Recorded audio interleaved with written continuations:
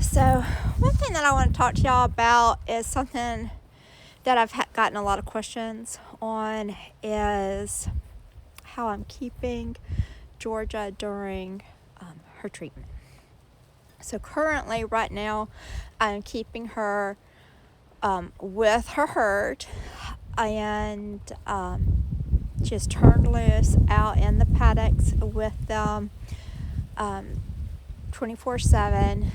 We do not have stalls. We have run-in sheds, and they are kept as naturally, as I possibly can. And honestly, I really haven't handled Georgia a whole lot in her life. Yes, I halter broke her and trained her to lead. Yes, she gets her feet done every 6 weeks.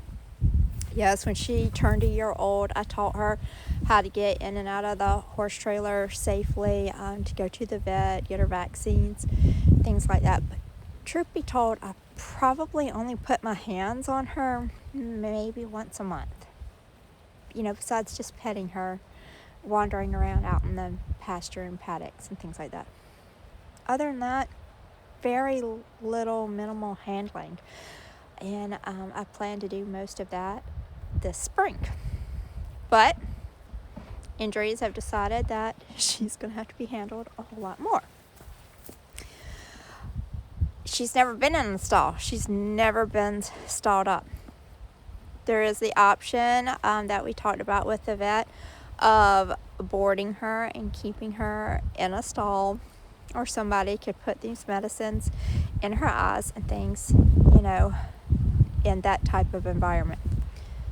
I don't think she would not do well with that. She's not used to that. She's not an older horse that's already been conditioned and well trained for that. We don't do that here. We live out in the pastures as freely as possible. Going from already a traumatic experience of this eye injury and having medicines in, plus being taken away from her herd and stuck in a 12 by 12 box 24/7, I don't like it. I don't like the idea of that. I don't think she would do well with that, and that's not an option that I am comfortable with. So this is how we choose to do that.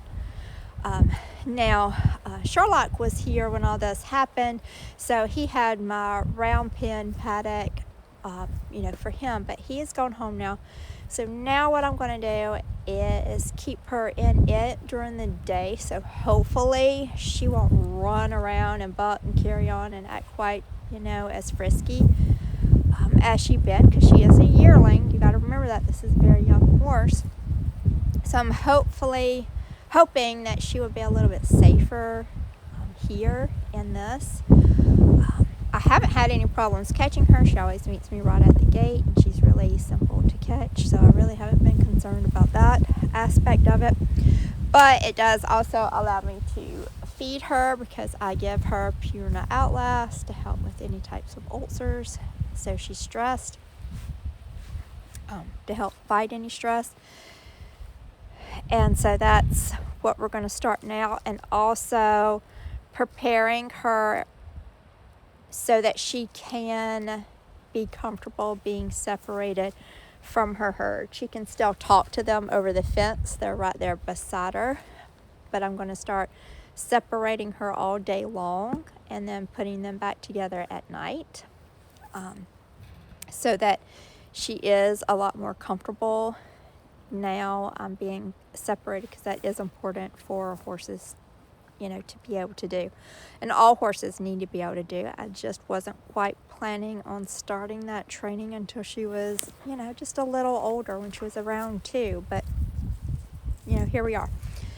Also, if it does happen that she needs to have that eye removed, she is going to have to be stall bound for a while, so being separated from her crew and being in a smaller confined area may still happen. So this is good for her to start preparing her, for that.